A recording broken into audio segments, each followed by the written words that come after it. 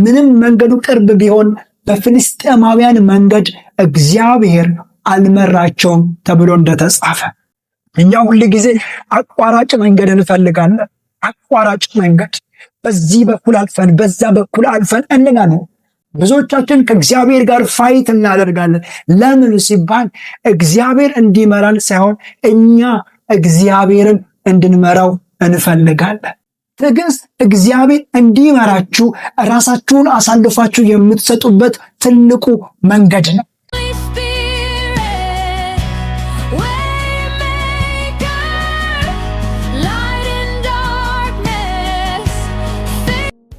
የጌታ ሰላምና ጸጋ ባላችሁበት ቦታ ሁሉ ይብዛላችሁ። ውድ እግዚአብሔር ቤተሰቦች እንደምን አላችሁልኝ? እኔ ያለው እግዚአብሔር ይመስገን። ዛሬም እንደተለመደው ከኔ ጋር የእግዚአብሔርን ቃል እንከፋፈላለን። ክብር ለጌታችን ለመድኃኒታችን ለኢየሱስ ክርስቶስ ይሁን።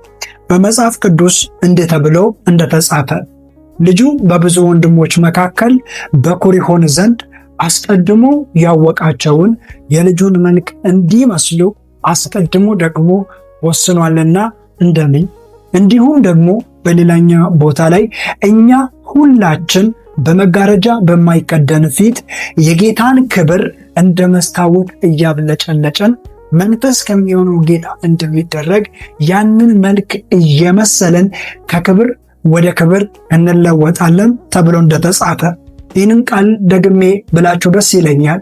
እኛ ሁላችን በመጋረጃ በማይከደን ፊት የጌታን ክብር እንደ መስታወት እያብለጨለጨን መንፈስ ከሚሆነው ጌታ እንደሚደረግ ያንን መልክ እየመሰለን ከክብር ወደ ክብር እንለወጣለን ወይንም እንሻገራለን ተብሎ እንደተጻፈ በዚህ ማደሪያ ላይ ሆኜ ሁል ጊዜ ላሳስባችሁ የምወደው የምፈልገው የተጠራ ነው የልጁን መልክ እንድንመስል ነው። የተጠራ ነው የእግዚአብሔርን ክብር እንድናንጸባርቅ ነው እንጂ የተጠራ ነው ሃይማኖታዊ ክርክር ውስጥ እንድንገባ አይደለም። ኢየሱስን መስለን እየመሰልን እንድንኖር ነው። ክርስትና ክርስቶስን በመምሰል ላይ ይጀምርና ክርስቶስን በመስበክ ላይ ያልቃል። የመሰልነውን ኢየሱስን መልሰን በመስበክ እንጂ ያልመሰልነውን ያልኖርበትንም ክርስትና በመስበክ አይደለም። ስለዚህ አዳዲስ ከሆናችሁ በዚህ ቻናል ላይ ሰብስክራይብ እያደረጋችሁ ቤተሰብ እንድትሆኑ ከወዲሁ ልጋብዛችሁ እወዳለሁ። ከኔ ጋር የቆያችሁ የጌታ ቤተሰቦች ጌታ አምላክ እግዚአብሔር እርሶ ይባርካችሁ ማለት እወዳለሁ። ቪዲዮን ላይክ፣ ሼር እያደረጋችሁ ለብዙ ሰዎች እንዲደርስ አድርጉ። እንጸልይና ወደ ቀጣው ወደ እግዚአብሔር ቃል እንሄዳለን። እንጸልይ። እግዚአብሔር አባትና አምላክ ሆይ በናዝሬቱ በጌታ በኢየሱስ ክርስቶስ ስምና ስልጣን እናመሰግናለን። ክብር ሁሉ ላንተ ይሁን። አባታችን ነህ፣ አምላካችን ነህ። እግዚአብሔር ሆይ ጌታችንና ረዳታችን አንተ ነህና ስምህ ይባረክ። አባ በጌታ በኢየሱስ ክርስቶስ ስምና ስልጣን እጸልያለሁ። ወንድሞቼን ባርክ። በጥበብ መንፈስ፣ በኃይል መንፈስ፣ በእውቀት መንፈስ እግዚአብሔር አባትና አምላክ ሆይ እንድትባረካቸው እጸልያለሁ። አንተን መምሰል ይሆንላቸው፣ ወደ አንተ መገስገስ ይሆንላቸው። የጥበብ አይምሮ በኢየሱስም ይከፈትላቸው። እግዚአብሔር አባትና አምላክ ሆይ በነገር ሁሉ ከነሱ ጋር እንድትሆን እጸልያለሁ። ቀሪ ደቂቃዎቻችንን አንተ ባርክ። እንወድሃለን በናዝሬቱ በጌታ በኢየሱስ ስም አሜን። በድጋሜ የጌታ ሰላምና ጸጋ ይብዛላችሁ። ዛሬ የምናነሳው የእግዚአብሔር ቃል ክፍል በእግዚአብሔር መንገድ ወይም እግዚአብሔር እንዲመራችሁ ፍቀዱለት የሚል ሐሳብ ይሆናል። በእግዚአብሔር መንገድ እግዚአብሔር እንዲመራችሁ ፍቀዱለት። እርግጠኛ ነኝ የምትሰሙትን ቃል ብቻ እናንተ መያዝ ከቻላችሁና በቃሉ መኖር ከቻላችሁ ሕይወታችሁ እንደሚለወጥ እርግጠኛ ሆኜ ልነግራችሁ እፈልጋለሁ። ፍቀዱለት እግዚአብሔር እንዲመራችሁ። እግዚአብሔር አምላክ ሊመራን ይፈልጋል። እግዚአብሔር አምላክ መንገድ ሊነግረን ይፈልጋል። እግዚአብሔር አምላክ መንገድ ሊያሳየን ይፈልጋል። ኢየሱስ ክርስቶስ እንደተናገረ እኔ አለ እውነት፣ ሕይወት፣ መንገድ ነኝ እንዳለ በኢየሱስ ላይ ካልሄደን እግዚአብሔር ካልመራን የምንደርስበት ቦታ ሁሉ ገደል እና የዘላለም ሞት ብቻ ነው የሚሆን።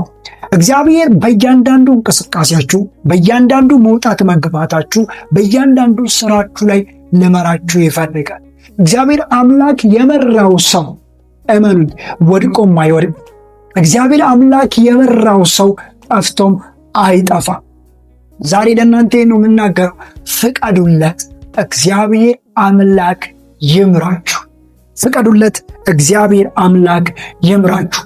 ለምን እግዚአብሔር አምላክ እንዲመራችሁ እንፈቅዳለን? ወይንም እንዲመረን እግዚአብሔር አምላክ ለምን እንፈቅዳለን? ያለ እግዚአብሔር እኮ የሚመሩ ሰዎች አሉ። ያለ እግዚአብሔር እኮ የሚንቀሳቀሱ ሰዎች አሉ። የሱ ምሬት ሳይኖር በዕለት ዕለት ኑሯቸው ላይ የሱ መሪነት ሳይኖር የሚንቀሳቀሱ እኮ ሰዎች አሉ። እነሱ ምን እያገኙ ነው? ባለጠጋ እየሆኑ ነው። ከፍታ ላይ እየወጡ ነው። በሱ ተመርተን ምንድን ነው የምንጠቀመው? ምንድን ነው ተርፋችን ብላችሁ ካላችሁ የመጀመሪያው ተርፋችሁ በእግዚአብሔር ስትመሩ የዘላለም ሕይወት ነው። የዘላለም ሕይወት ማንም ሊሰጣችሁ የማይችለውን የዘላለምን ሕይወት እግዚአብሔር ይሰጣችኋል። እግዚአብሔር አምላክ እንድትመሩ እንድትመሩለት ይፈልጋል። እንድትከተሉት ይፈልጋል። ሊመራችሁ ይፈልጋል። በሚያሳዝነው ግን ብዙዎቻችን ለእግዚአብሔር ዝግጁ አይደለንም። እንዲመረን ዝግጁ አይደለንም። እንዲያስተምረን ዝግጁ አይደለንም። መንገዱን እንዲነግረን ዝግጁ አይደለንም። እግዚአብሔር አምላክ እያንዳንዳችን ሊመራን ይፈልጋል። አብሶ ያመንን ሰዎችን ያመናችሁ ሰላማችሁ የሚበዛው ጤናችሁ የሚበዛው እግዚአብሔር ከሚያስፈራው ጨለማ ከሚያስፈራው ነገር የሚታደጋችሁ እንዲመራችሁ ራሳችሁን አሳልፋችሁ ለእግዚአብሔር ከሰጣችሁ በኋላ እግዚአብሔርን ምራን ሳትሉ እግዚአብሔር ሳይመራችሁ የሆነ ጊዜ ላይ እንደልባችሁ እየሆናችሁ ያላችሁ ሰዎች መታችሁ እግዚአብሔር አልተሰማንም፣ እግዚአብሔር ተመለስልን፣ እግዚአብሔር ብትሉት እግዚአብሔር አይመራችሁ። እግዚአብሔር ወደ ተሻለ ነገር አያስተላልፋችሁም፣ አያሻገራችሁ፣ በለቅሶ ጊዜ አይደርስላችሁ። ነገር ግን እንዲመራችሁ ዝግጁ ከሆናችሁ እንዲመራችሁ ራሳችሁን አሳልፋችሁ ከሰጣችሁ እግዚአብሔር ወደ ተሻለ ነገር ይወስዳችኋል። እግዚአብሔር እንዲመራችሁ ፍቀዱለት። ዘጸአት ምዕራፍ 13 ከቁጥር 17 እንዲህ የሚል ቃል አለ። ታሪኩን እናንተ ስለምታውቁ የምፈልገውን ቃል ላንብበላችሁ። እንዲህም ሆነ 17 ላይ ፈርዖን ሕዝቡን በለቀቀ ጊዜ ምንም ቅርብ ቢሆን እግዚአብሔር በፍልስጤማውያን መንገድ አልመራቸው። እግዚአብሔር ሕዝቡን ሰልፉን ባየ ጊዜ እንዳይጸጸትና ትተው ወደ ኋላ ወደ ግብፅ እንዳይመለስ ብሎ አለና። ነገር ግን እግዚአብሔር ሕዝቡን በዙሪያ መንገድ በኤርትራ ባህር ባለው ምድረ በዳ መራቸው። የእስራኤል ልጆች ከግብፅ ምድር ተሰልፈው ወጡ የሚል ቃል አለ። እግዚአብሔር አምላክ እያንዳንዳችንን ሊመራ ይፈልጋል። እንደምታውቁት እዚህ ቦታ ላይ እንደሚናገረው ከግብፅ ሀገር ካስወጣቸው በኋላ እግዚአብሔር አምላክ ቅርብ የሆነ መንገድ በዚህ በኩል እያለ በፍልስጤማውያን በኩል በ11 ቀን ወይንም በ7 ቀን የሚደረስበት መንገድ እያለ እግዚአብሔር አምላክ በሩቅ መንገድ ሲመራቸው ታገኛላችሁ። ብዙ ሰዎች እግዚአብሔር እንዳይመራቸው ከሚፈልጉበት ትልቁ የመጀመሪያው እነሱ እንዳሰቡ ነገሮች እንዲሆኑላቸው ስለሚፈልጉ ነው። ነገር ግን እግዚአብሔር እንዲመራችሁ የሚፈለገው ቅድም እንደነገርኳችሁ የመጀመሪያው የዘላለምን ሕይወት ስለምታገኙ፣ ሁለተኛው እግዚአብሔር እንዲመራችሁ ኢምፖርታንት ለናንተ ከናንተ በላይ የሚያስብ ስለሆነ ነው። አያችሁ፣ በአንድ ቀን በሁለት ቀን የሚደርሱበት በ10 ቀን የሚደርሱበት መንገድ በፍልስጤም በኩል እያለ እግዚአብሔር አምላክ በሩቅ መንገድ በሰፊው መንገድ ኤርትራ ባህር ባለበት እግዚአብሔር መራቸው ይላል።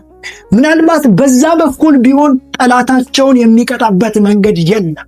በዛ በኩል ቢሆን ወዲያው የወጣው ፈርዖን መጥቶ ይይዛቸው ነበር። ወዲያው የመጣው ፈርዖን ያንቃቸው ነበር።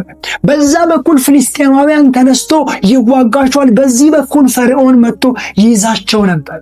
መውጫ መንገድ የለም። እግዚአብሔር ግን ስለሚያውቅ ለነሱ የተሻለ ስለሚያስብ በኤርትራ መንገድ በምድረ በዳ መራቸው።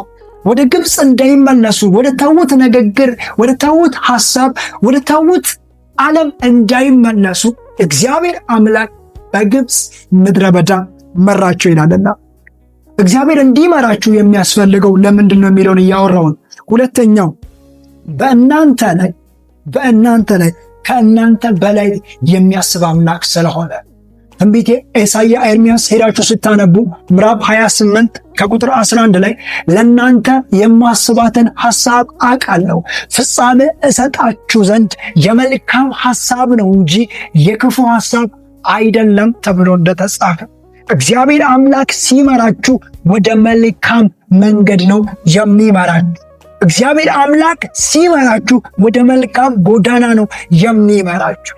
ኢየሱስ ክርስቶስ ትዝ ይላችኋል ዮሐንስ ወንጌል ምዕራፍ 10 ላይ እንደተናገረ እውነተኛ እረኛ እኔ ነኝ አለ። እውነተኛ እረኛ፣ መልካም እረኛ ሊመራን የተዘጋጀ ወደ ዘላለም ሕይወት ወደሚያሰማራ ወደ መልካም ነገር ሊመራን የተዘጋጀ እውነተኛ እረኛ፣ እውነተኛ መሪ እግዚአብሔር ነው። ስለዚህ በእግዚአብሔር ልንመራ ያስፈልገናል። በራስ እቅድ፣ በራስ ዓላማ፣ በራስ ሐሳብ ምናልባት እስከተወሰነ ድረስ ልንሄድ እንችላለን። ምናልባት እስክናረጅ ድረስም ልንሄድ እንችላለን። ነገር ግን የመጀመሪያው በእግዚአብሔር በመመራት ውስጥ ያለውን ነገር እናጣለን። ምንድን ነው ሲባል የዘላለም ሕይወት። የዘላለምን ሕይወት የምናጣው በዚህ እግዚአብሔር ሊመራን ተዘጋጅቶ እግዚአብሔር እንዲመራ ሳንፈቅድ ስንቀር። እንደምታውቁት በመጽሐፍ ቅዱስ ላይ በእግዚአብሔር እየተመሩ እያለ መሪ ቀየሩና በሰይጣን ተበሉ፣ ከዘላለም ሕይወት ወጡ። የሚመራቸው እግዚአብሔር በሆነ ጊዜ በደንገነት በሰላም የሚኖሩ ሰዎች ነበሩ። ሰይጣን መጥቶ መምራት በጀመረ ጊዜ ግን ከደንገነት ወጡ። የሚመራቸው እግዚአብሔር በሆነ ጊዜ በረከት የማይለፉበት፣ የማይጨነቁበት፣ ብዙ አይነት መከራ የማያዩበት ሕይወት ነበራቸው። ነገር ግን እግዚአብሔርን ትቶ ሌላውን መስማት በጀመሩ ጊዜ ደግሞ ሌላ መሪ በሕይወታቸው ላይ መሾም በጀመሩ ጊዜ ደግሞ ተበሉ። ኢየሱስ እንደተናገረው ከኔ በፊት የነበሩ ሌቦች ናቸው፣ ሌባ ሊሰርቅ፣ ሊያርድ፣ ሊያጠፋ እንጂ ስለሌላ ስለምንም ነገር አይመጣም ተብሎ እንደተጻፈ እግዚአብሔር አምላክ እንዲመራችሁ ይፈልጋል። ወደ ተሰማራ ወደ መልካም ሕይወት ሊመራችሁ ይፈልጋል። በምትሄድበት መንገድ ሁሉ የምመራ እውነትንም የማስተምር እኔ እግዚአብሔር አምላክህ ነኝ ተብሎ እንደተጻፈ በትንቢተ ኢሳይያስ ላይ እግዚአብሔር ወደ እውነተኛ ሕይወት፣ ወደ መልካም ሕይወት፣ እግዚአብሔር ወደ ተሻለው ነገር ሊመራችሁ ይፈልጋል። ቅድም እንደነገርኳችሁ ብዙዎቻችን ከእግዚአብሔር ጋር እንጋጫለን። ብዙዎቻችን ከእግዚአብሔር ጋር ፋይት እናደርጋለን። ለምን ሲባል እግዚአብሔር እንዲመራን ሳይሆን እኛ እግዚአብሔርን እንድንመራው እንፈልጋለን። ጸሎት የሰለቻችሁ፣ እግዚአብሔር የጠየቃችሁትን ነገር ያልሰጣችሁ፣ እግዚአብሔር የለመናችሁትን ጉዳይ ያልሰጣችሁ፣ ተንበርክካችሁ ጮኻችሁ ያላገኛችሁ፣ እመኑኝ እግዚአብሔር ሊመራችሁ ይፈልጋል። እናንተ ልትመሩት አታስቡ። ሪያሊቲው ይሄ ነው። እናንተ ልትመሩት ካሰባችሁ እግዚአብሔር የላችሁም። እናንተ ለእግዚአብሔር እግዚአብሔር እንሆናለን እያላችሁ ነው። እናንተ ለእግዚአብሔር አምላክ እንሆናለን እያላችሁ ነው። ግን ልትመሩ ዝግጁ ከሆናችሁ በጎች እንደሆናችሁ እየመሰከራችሁ ነው። አንድ ወንድም እያገለገለ እንዲህ አለ፣ እግዚአብሔር እረኛዬ ነው የሚል ሁሉ የበግን ሕይወት መለማመድ አለበት አለ። የበግን ሕይወት ያልተለማመደ ማንኛውም ሰው እግዚአብሔር እረኛዬ ነው፣ እግዚአብሔር መሪ ነው፣ ወደ መልካም ሕይወት ያሰማራኛል ብሎ መናገር አይችልም። ወደ መልካም ሕይወት ያሰማራኛል፣ ወደ መልካም ነገር ያመጣኛል ብሎ መናገር አይችልም። ምክንያቱም የበግን ሕይወት አልተለማመደም።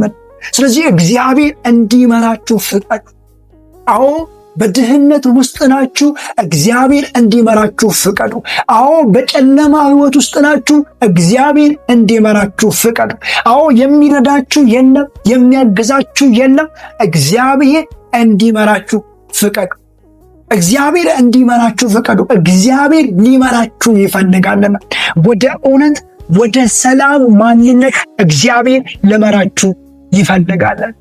እግዚአብሔር ሊመራችሁ ይፈልጋል። እያንዳንዳችሁ እግዚአብሔር ሊመራችሁ ይፈልጋል።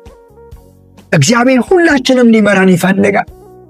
ስለዚህ እግዚአብሔር እንዲመራን ልንፈቅድለት ያስፈልጋል። እግዚአብሔር እንዲመራኝ እንዴት ልፍቀድለት? እግዚአብሔር እንዲመራኝ ቅድም እንደነገርኳችሁ ብዙዎቻችን በእግዚአብሔር ላይ እግዚአብሔር መሆን ነው የምንፈልገው። ነገር ግን እግዚአብሔር እንዲመራን እንዴት እናድርግ? 3 ሀሳብ ብቻ ነው የማነሳው። የመጀመሪያው እግዚአብሔር እንዲመራን ራሳችንን እንዴት የምናደርገው ወይንም እንዴት ነው የምናደርገው ከተባለ የመጀመሪያው ትልቁ እግዚአብሔር እንዲመራን የምናደርገው ለእግዚአብሔር በመገዛት ነው። ለእግዚአብሔር በመታዘዝ ነው። እግዚአብሔር የሚመራቸው ሰዎች፣ እግዚአብሔር የመራቸው ሰዎችም የታዘዙትን ሰዎች፣ እግዚአብሔር የማይታዘዙትን ሰዎች አይመራቸው። እግዚአብሔር ከማይታዘዙ ሰዎች ጋር አንድ እርምጃ አብሮ አይሄድም። ለሚታዘዝ ሰው ነው እግዚአብሔር የቅርብ የሆነው። የሚታዘዝ ሰው እግዚአብሔር ይመራዋል። ባሪያውም እንደተናገረ እግዚአብሔር እረኛዬ ነው የሚያሳጣኝም የለም፣ በለመለመ መስክ ያሳድረኛል ብሎ እንደተናገረ በዕረፍት ውኃ ዘንድ መራኝ። ይህንን ቃል ሁላችንም ስለምናውቁ ነው የምነግራችሁ ደግሜ። እግዚአብሔር ለነማን ነው ሲባል ለሚታዘዙ፣ መንገዱን ለሚሄዱ። ዳዊት እንደምታውቁት እግዚአብሔርን የታዘዘ መንገዱን የተከተለ ሰው ስለሆነ እግዚአብሔር አምላክ እንዲመራችሁ፣ እግዚአብሔር አምላክ እንዲገዛችሁ የምታደርጉበት የመጀመሪያውና ትልቁ መታዘዝ ነው። መታዘዝ ነው። ያለመታዘዝ ጠንቆችን ታውቃላችሁ። አለመታዘዝ ምን አይነት ነገር ይዞ እንደሚመጣ ታውቃላችሁ። ምን አይነት በሽታ፣ ምን አይነት ነገር ይዞ እንደሚመጣ ታውቃላችሁ። አለመታዘዝ ትንቢተ ኢሳይያስ ሄዳችሁ ስታነቡ ምዕራፍ 1 ላይ እግዚአብሔር እንዲህ ይላል፣ ሰማይ ሆይ ስሚ፣ ምድርም አድምጪ። ልጆችን ወለድኩኝ፣ አሳደግኩኝ፣ ያሳደግኳቸው ልጆች ግን አመጹብኝ፣ ለእኔ አልታዘዝ አሉ። እግዚአብሔር ፈቃዳችሁን አልፎ አይገዛችሁ። እንድትታዘዙለት ይፈልጋል፣ እንድትገዙለት ይፈልጋል። ከፈቃዳችሁ ይጀምራል። አንታዘዝም ማለት መብታችሁ ነው። እንታዘዛለን ማለትም መብታችሁ ነው። ነገር ግን ለእግዚአብሔር መገዛት የመጀመሪያው ለእግዚአብሔር መታዘዝ ነው። ለዛ ነው ቀጥታ ትንቢተ ኢሳይያስ እንደሚል ቃል አለው። ይችኛውን ቃል አንብብላችሁ። ትንቢተ ኢሳይያስ ምዕራፍ 1 ከቁጥር 1 እንዲህ ይላል። ምዕራፍ 1 ላይ እግዚአብሔር እንዲህ ይላል፣ እግዚአብሔር ተናግሯልና ሰማይ ስም፣ ምድርም አድምጭ። ልጆችን ወለድኩ፣ አሳደግኩ፣ እነርሱም አመጹብኝ። በሬ ገዢውን፣ አህያ የጌታውን ጋጣ አወቀ። እስራኤል ግን አላወቀም፣ ሕዝቤም አላስተዋለም። ኃጢአተኛ ወገን፣ በደልን የተሞላ ሕዝብ፣ የክፉ ዘር፣ ርኩሰት የምታደርጉ ልጆች ሆይ ወየውላችሁ። እግዚአብሔር ትተዋልና የእስራኤልን ቅዱስ አቃለዋልና፣ ወደ ኋላ እየሄዱ ስተዋልና እያለ ይናገራል። ለዛም ደግሞ ምንድነው ውጤቱ? ለእግዚአብሔር እንዲገዛን አለመፍቀድ ውጤቱ ምንድነው ተብሎ ሲነገር እዚሁ ስለሚናገር ነግሬ ልለፍባችሁ። ደግሞ እንዲህ ይላል አመፅን እየጨመራችሁ፣ ቁጥር 5 ላይ ደግሞ አመፅን እየጨመራችሁ ለምን ገና ትቀሰፋላችሁ? ራስ ሁሉ ለሕመም ልብ ሁሉ ለድካም ሆኗልና ከእግር ጫማ አንስቶ እስከ ራስ ድረስ ጤና የለውምና። እግዚአብሔርን አለመታዘዝ፣ አለመገዛት፣ እግዚአብሔር እንዲገዛን አለመፍቀድ፣ ለእግዚአብሔር አለመገዛት ይህንን ነገር ስለሚያመጣ እግዚአብሔር እንዲገዛን የምናደርገው ወይንም ለእግዚአብሔር ራሳችን የምናስገዛው የመጀመሪያው እግዚአብሔርን በመስማት ወይንም ለእግዚአብሔር በመገዛት ነው። ክብር ለጌታ ለኢየሱስ ክርስቶስ ይሁን። ሁለተኛው በትዕግስትና በተስፋ። ለእግዚአብሔር መገዛት ራሳችንን የምንፈቅደው በትዕግስትና በተስፋ ነው። እርግጠኛ ሆኜ የምናገረው አንድ ክርስቲያን እንደ ክርስቲያን ትዕግስት የሚባለው ነገር ከሌለው እግዚአብሔር ሊመራው አይችልም። ትዕግስት እግዚአብሔር እንዲመራችሁ ራሳችሁን አሳልፋችሁ የምትሰጡበት ትልቁ መንገድ ነው። በትዕግስት መንገድ ካልሄዳችሁ እግዚአብሔር አይመራችሁ። ብዙዎቻችሁ የሆነ ነገር በሆነ ቁጥር የምትናደዱ የምትጨናነቁ ሰዎች ስለሆናችሁ እንደምታውቁት እግዚአብሔር አምላክ ዘፍጥረት ምዕራፍ 12 ላይ አብርሃምን ጠራው። ሲጠራው አብርሃምን የተናገረው የብዙ ሕዝብ አባት አደርግሃለሁ የሚል። ምዕራፍ 12 አብርሃም ልጅ አልወለደም። ምዕራፍ 13 አብርሃም ልጅ አልወለደም። ምዕራፍ 14 አብርሃም ልጅ አልወለደም። 15 አብርሃም ልጅ አልወለደም። እንደምታውቁት የክዳን ልጅ ያልሆነ ከአጋር እንኳን የተወለደ ልጅ ቢያገኝ ምዕራፍ 16 17 አካባቢ ያን ጊዜም እግዚአብሔር አምላክ በክዳን ልጅ አልባረከውም። ምናልባት ለአንድ ልጅ አብርሃም 25 ዓመት ጠብቋል። ለአንድ ልጅ ምናልባት ለአብርሃም ልጅ ተወልዶለታል ብለን ልናወራ እንችላለን።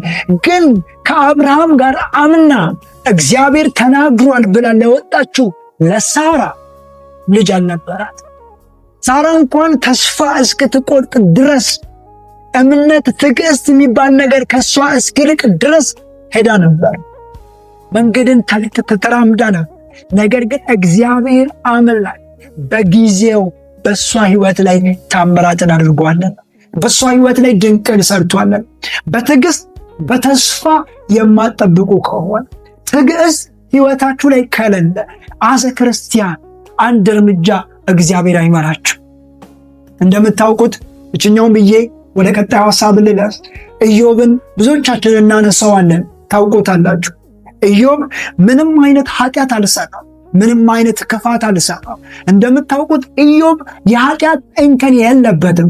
ግን በኢዮብ ሕይወት ላይ በሽታ መጣ። በኢዮብ ሕይወት ላይ ቻሌንጅ በዛ። በኢዮብ ሕይወት ላይ ሞት ሆነ፣ በሽታ ሆነ፣ የልጆች ማጣት መጣ።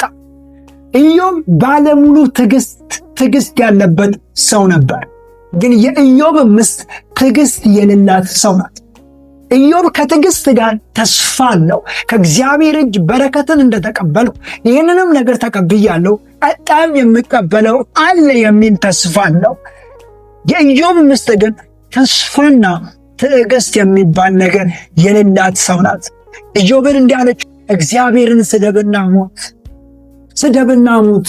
እግዚአብሔርን ጠበቅከው፣ ስደብና ሞት። አልጠቀመም ይሄ እግዚአብሔር፣ አልጠቀመም የተከተልከው እግዚአብሔር፣ አልጠቀመም አምላክ አለ እያልክ የምትለፈልፍለት እግዚአብሔር አልጠቀመም። መስዋዕት የምታደርገው እግዚአብሔር አልጠቀመምና ስደብና ሞት።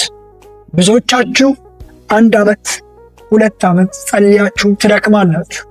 ብዙዎቻችሁ 1 ዓመት 2 ዓመት ለአንድ ጉዳይ በእግዚአብሔር ፊት ተንበርክካችሁ ትደክማላችሁ። አንዳንዶቻችሁ እየጸለያችሁ እናታችሁ ሞታ ሊሆን ይችላል። እየጸለያችሁ አባታችሁ ሞቶ ሊሆን ይችላል። እየጸለያችሁ የእጃችሁ ጉዳይ ተበላሽቶ ሊሆን ይችላል። አለ እግዚአብሔር ለእኔ ይዋጋልኛል እያላችሁ በዘረኝነት በተለያየ ነገር ቦታታችሁ ሊሆን ይችላል። ነገር ግን የሆነ ቦታ ላይ መታችሁ ተስፋ እየቆረጣችሁ በእግዚአብሔር ያላችሁ ትዕግስት እያለቀባችሁ ካለ እርግጠኛው እነግራችኋለሁ፣ ትዕግስታችሁ እንዳያልቅ ጠብቁት። እግዚአብሔርን በእምነት በተስፋ በትዕግስት ጠብቁት። ያ እግዚአብሔር ይመራችኋል ወደ ለመለመ ስፍራ። ያ እግዚአብሔር ይመራችኋል ወደ ተሻለ ስፍራ። ያ እግዚአብሔር ያሻገራችኋል። ዳዊት እግዚአብሔር እረኛዬ ነው የሚያሳጣኝም የለም ብሎ ሲናገር ከእረኝነት ቀጥታ ወደ ንግስና ስለመጣ አይደለም። ከእረኝነት ወደ ንግስና ለመምጣት 23 ዓመት ሙሉ ፈጅቶበታል ለዳዊት። ከእረኝነት ወደ ንግስና ለመምጣት ዳዊት መከራ ተቀብሏል። በንጉሥ ተሰደዋል። ንጉሥ አሳዶታል። አያችሁ፣ እግዚአብሔር ሲመራችሁ ሊመራችሁ ሲፈልግ ይህንን ነገር ከእናንተ ስለሚሻ በትዕግስት በሚሆነው ሁሉ በትዕግስት ባሪያውም እንደተናገረ ወንድሞቼ አለ ልዩ ልዩ ፈተና ቢደርስባችሁ፣ እንዲህ ተብሎ የሚነገር አይደለም። ልዩ ልዩ ፈተና ቢደርስባችሁ በሕይወታችሁ ላይ መልካም እያሰባችሁ ክፋትን ሳታስቡ ለሰውን እየወደዳችሁ ሰው ቢጣላችሁ ወንድሞቼ እንደ ሙሉ ደስታ ቆጠሩት። እንደ ሙሉ ደስታ ቆጠሩት። በትዕግስት ቆጠሩት።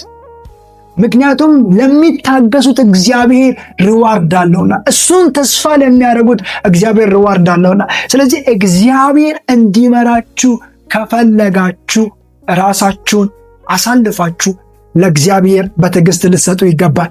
የመጀመሪያው እግዚአብሔር እንዲመራችሁ ለእርሱ መታዘዝ ነው። ሁለተኛው በትዕግስትና በተስፋ እግዚአብሔርን መጠበቅ ነው። ሶስተኛው የመጨረሻው በታማኝነትና በእምነት። ይህ በጣም ኢምፖርታንት ትንግ ነው። እምነት ለሁላችሁ ምናልባት እናምናለን የምትሉት ንግግር ሊሆን ይችላል። ግን እምነት አምናለሁ ብሎ መናገር ሳይሆን ላመኑበት ለዛ ጉዳይ መኖር ነው እምነት። ላመኑበት ጉዳይ የማትኖር ከሆነ እምነት ተብሎ አይነገርም። እኔ በጌታ በኢየሱስ አምናለሁ ብዬ የምጠጣ ከሆንኩ፣ አምናለሁ ብዬ የምሰክር ከሆንኩ፣ አምናለሁ ብዬ ዘረኛ ከሆንኩ፣ አምናለሁ ብዬ ሰውን ከሰው የማጋጭ ሰው ከሆንኩ እኔ አማኝ አይደለሁ። አማኝ የምሆነው መቼ ነው ተብሎ ሲነገር በትክክሉ የማምነውን ጌታ መኖር ሲጀምር ነው። ቅድም እንደነገርኳችሁ በእምነት የሚገለጠው በስራ ነው። እምነት በስራ ይገለጣል። ስራ የሌለው እምነት የሞተ እምነት ነው። እግዚአብሔርን አምነዋለሁ። ዕንባቆም ሲናገር እንዲህ ይላል፣ እንዲሁ አለ በለስ እንኳን ባታፈራ፣ በወይን ሐረግ ፍሬ ባይገኝ፣ እርሾች መብልን እንኳን ባይሰጡ። አያችሁ፣ እግዚአብሔርን አምነዋለሁ፣ እኔ በእግዚአብሔር እደገፈዋለሁ። ምናልባት ተስፋ ያደረግኩት ነገር ባይመጣ፣ የማቅደው ነገር ባይሳካ እግዚአብሔርን አምነዋለሁ። ያን እግዚአብሔር ይመራችኋል። እርግጠኛውን እናገራችኋለሁ። ተስፋው፣ እምነቱ፣ ታማኝነቱ ስላደረጋችሁ እግዚአብሔር ወደ ተሻለው ነገር ይመራችኋል። ወደ ተሻለው ክዳን፣ ወደ ተሻለው ተስፋ፣ ወደ ተሻለው ነገር ይጠራችኋል። ስለዚህ በእምነት ታማኝነት በጣም ኢምፖርታንት ነው። ታማኝነት፣ ለእግዚአብሔር ታማኝ መሆን። እንዳመናችሁ መታመን አለባችሁ። ባስቀመጣችሁ በየትኛውም ቦታ ላይ፣ በድህነት ላይ እንኳን ብትሆን፣ በከፍታ ላይ ብቻ አይደለም በዝቅታ ላይ እንኳን ብትሆን አምነ መቀጠል አለብህ። አምነ ታምነ መቀጠል አለብህ። በመታመን ለእግዚአብሔር ራስን አሳልፈ በመስጠት እንደ በግ እግዚአብሔር እንዲመራ መቀጠል ትችላል። እግዚአብሔር እንዲመራ፣ እግዚአብሔር መንገድን እንዲያዘጋጅልን፣ በሚነሱበት ጠላቶች ፊት አሸናፊነትን ለአንተ እንዲሰጥ፣ በሚነሱ አንተን ውድቀትን ለሚፈልጉ፣ የተለያየ ነገር ለሚፈልጉ አሳልፎ እንዳይሰጥ ከፈለክ በታማኝነትና በእምነት በመታዘዝና በትዕግስት እግዚአብሔርን በመስማት ሊመራክ ፍቃደኛ ልታደርግ ይገባል። እኛ ሁል ጊዜ አቋራጭ መንገድ እንፈልጋለን። አቋራጭ መንገድ፣ በዚህ በኩል አልፈን በዛ በኩል አልፈን እንላለን። ነገር ግን እግዚአብሔር ረጅሙን መንገድ ነው ከኛ የሚፈልገው። አቋራጩ መንገድ ከዘላለም ሕይወት ላይ ያደርሰን ይችላል። አቋራጩ መንገድ እግዚአብሔር ወዳየልን ከፍታ ሊያስኬደን ይችላል። ታውቃላችሁ፣ አቋራጩ መንገድ ማለት ሜካፕ ማለት ነው። ሜካፕ እውነተኛ ማንነት አይደለም። ታጥበው ታነሰዋለህ። የሆነ ቦታ ላይ ያው ውብ ያስብልሃል። ነገር ግን ታጠበው ካንተ የምነሳ ጉዳይ ነው። እግዚአብሔር እውነተኛ ማንነት ሊሰጥ ይፈልጋል። እውነተኛ አይደንቲቲ፣ እውነተኛ ወደ ክብር። ከዛ በኋላ በኩራት እንደ ዳዊት ትናገራለህ። ምን ብለን? እግዚአብሔር እረኛዬ ነው፣ የሚያሳጣኝም የለም። በለመለመ መስክ ውስጥ ያሳድረኛል፣ በዕረፍት ውሃ ዘንድም ይመራኛል። እንደውም ደስ የሚል ቃል፣ ነፍስንም መለሳት፣ ስለ ስሙ በጽድቅ መንገድ መራኝ ተብሎ እንደተጻፈ እግዚአብሔር አምላክ እንደዛ ሊመራችሁ ይፈልጋል። ያለ እሱ ሞት ስለሆነ፣ ያለ እሱ ገደል ስለሆነ፣ ያለ እሱ የትኛውም ነገር ሰብስባችሁ ሰላም የሚባለው ስለማታገኙ እግዚአብሔር እንዲመራችሁ ልትነሱ ልትነቃቁ ያስፈልጋል። ክብር ለጌታ ለኢየሱስ ክርስቶስ ይሁን። እንጸልያለን። ጸልየን እንጨርሳለን። እግዚአብሔር እንዲመራችሁ ፍቀዱ። ያሰባችሁት እቅድ፣ ያቀዳችሁት እቅድ ይኑራችሁ። ያሰባችሁት ሐሳብ ይኑራችሁ። ነገር ግን ራሳችሁን ለእግዚአብሔር ሰጥታችሁ ጀምሩ። እግዚአብሔር ይምራችሁ። ምንም መንገዱ ቅርብ ቢሆን በፍልስጤማውያን መንገድ እግዚአብሔር አልመራቸውም ተብሎ እንደተጻፈ እግዚአብሔር አምላክ ሲመራችሁ ረጅሙን መንገድ ከናንተ ጋር፣ ማታ በደመና በቀን ደግሞ በደመና ማታ በእሳት አምድ ይመራቸው ነበር ተብሎ እንደተጻፈ እንጸልይ። እግዚአብሔር አባቴና አምላካው በናዝረቱ በጌታ በኢየሱስም እናመሰግናለን። ክብር ሁሉ ላንተ ይሁን። አባ ወንድሞቼን በጌታ በኢየሱስም ባርካቸው። ቃሉ በመንፈስ ኃይል ከነሱ ጋር ይሁን። የሰሙት ቃል ከሰሚዎች ጋር በእምነት ስላልተዋሃደ አልጠቀማቸውም የሚል ቃል በእነሱ ላይ እንዳይሰራ ቃሉ ከነሱ ጋር ይዋሃድ። እግዚአብሔር የታመመ ይፈወስ በጌታ በኢየሱስ የትኛውም በሽታ ከሕይወታቸው ላይ የተነሳ ይሆን። እንወድሃለን፣ እናከብርሃለን በኢየሱስ ስም አሜን። ሼር ላይክ እያደረጋችሁ ለጓደኞቻችሁ አድርሱ። ተባረኩ።